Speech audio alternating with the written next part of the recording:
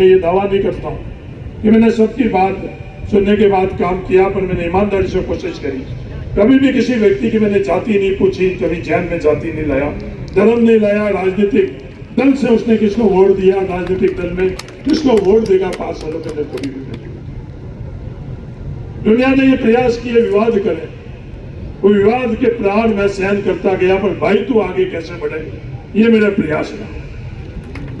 किसी भी प्रकार तो उन्होंने कोशिश करी। आज बड़ी से बड़ी देश की ताकत उन संस्थाओं के माध्यम से झुक जाती है, उन संस्थाओं के माध्यम से समझौते कर लेती है।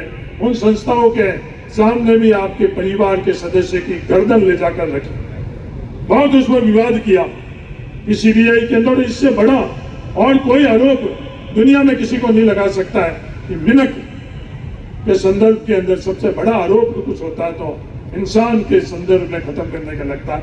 वो आरोप भी मैंने सहन किया और वो आरोप लगाकर जो कसौटी, चाहे वो सीबीआई के तौर पर भी कसौटी के ऊपर दुनिया मेरे को क्यों नहीं लेकर गई, पर आपके परिवार के बेटे उस कसौटी पर खड़े उतरा। और आज जन्म बाबा की असीम कृपा से, आप लोगों के आशीर्वाद से भी, वहां से भी बेदाग क्लोजर रिपोर्ट लेकर मैं आज आप लोगों के सामने गलत से गलत अक्षर, गलत से गलत बात वो मैंने सहन करी। मेरे परिवार और मेरे पूर्वजों के बारे में भी जो गलत अक्षर हो सकते हैं, उससे और न्यूनतम कुछ भी नहीं हो सकते हैं, और वो भी मैंने सहन की। तो मेरा यही ध्यान है ठहरा कि भाई तू के अंदर कैसे माहौल ठीक रहे, भाई तू कैसे आगे बढ़े, और हर क्षेत्र में भाई तू कैसे आगे बढ़े। कुछ पत्रकार पिछले दिनों के अंदर भाई तू आई, भाई तू आकर, और जो सिर्फ भाई तू मुख्यालय के चारों तरफ वो घूमकर उन्होंने देखा। मुझे बोला कि इतना काम भाई तू मुख्यालय के ऊपर हो रहा है, ये आपके कारण हो रहा है। मैंने कहा नहीं, ये मेरे कारण नहीं हो रहा है, ये भाई तू के लोगों के कारण हो रहा है। चाहे वो नया अस्पताल बन रहा है, चाहे अंग्रेजी माध्यम स्कूल बन रही हुई, ये सभी निर्माण दिए गए, चाहे इंडोर स्टेडियम बन रहा हो, चाहे स्किल डेवलपमेंट सेंटर बन रहा है। उस समय तक भाई तू के अंदर सेंट्रल कोऑपरेटिव बैंक पूरा नहीं हुआ था, जो सेंट्रल कोऑपरेटिव बैंक बन रहा था, और ये सामने 1000 से ज्यादा लोगों के बैठने के लिए सेमिनार हॉल बन रहा है। 4 अंडरब्रिज बाइटू के अंदर बने। ये तमाम चीजें आप लोगों के कारण बना या हरीश चौधरी के कारण नहीं बना, ये मैं कहना चाहता हूं।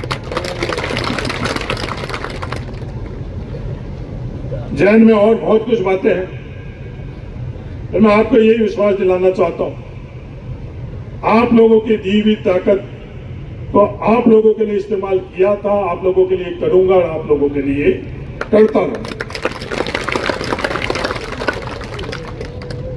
बाइटू के अंदर एक परिवार छोड़ो, एक व्यक्ति के खिलाफ भी कोई अन्याय और अत्याचार करे नहीं तो ये बाइटू सहन कर सकता है, और नहीं हरीश चौधरी सहन करेगा। कितना भी ताकतवर क्यों नहीं हो, कितना भी प्रभावशाली क्यों नहीं हो, बाइटू के अंदर अपने या कोई एक परिवार भी है, उसको भी अपने को साथ लेकर चलना चाहिए। यही बाइटू कहता है, ये बाइटू के हम लोगों का संस्कार कहते हैं, ये बाइटू के हम लोगों की परंपरा कहते हैं। हम लोग सब आगे बढ़ेंगे जब बाइटू आगे बढ़ेगा। किसी एक जाति को, एक धर्म को, एक राजनीतिक विचारधारा को, एक परिवार को भी हम लोग अगर पीछे छोड़ेंगे तो बाइटू जिंदाबाद नहीं होगा। बढ़ता हुआ बाइटू नहीं रहेगा। विवाद करने वाले विवाद करते रहे और ये बाइटू आगे बढ़ता रहेगा। बाइटू आगे बढ़ना शुरू हो चुका। धर्म की ध्वजा भी खेमे बाबा मंदिर के ऊपर ये लहरा रही है, और ये अमर रहेगी।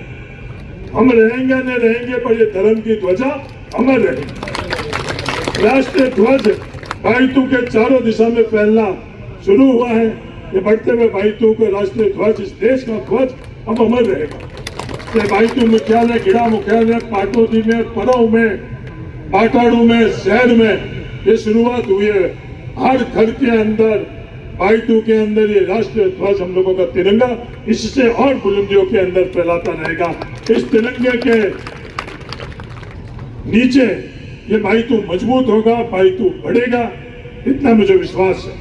धर्म का ध्वज और हर धर्म का ध्वज, सिर्फ हम सनातन धर्म का ही नहीं, जो जसनाती है उनके भी धर्म का ध्वज, जो मुसलमान है मुस्लिम समाज के धर्म का ध्वज, हर धर्म जिसके प्रति भावना है, क्योंकि ये संविधान, ये देश, ये मालानी ने हम लोगों को ये मार्ग दिया है कि जिसपे जिसकी आस्था, मेरी आस्था खेमे बाबा पर है, मेरी आस्था महादेव जी पर, पर जिस किसकी जो आस्था है, प्रयास करेंगे कि अपन इस भाईतू के अंदर हर परिवार, हर व्यक्ति का जिसके प्रति जिसकी आस्था है वो तमाम आस्था या और भव्य और भव्यतम तौर के ऊपर ये इनका बुलंदी हुई, अपन सब लोगों का दायित्व बनता है।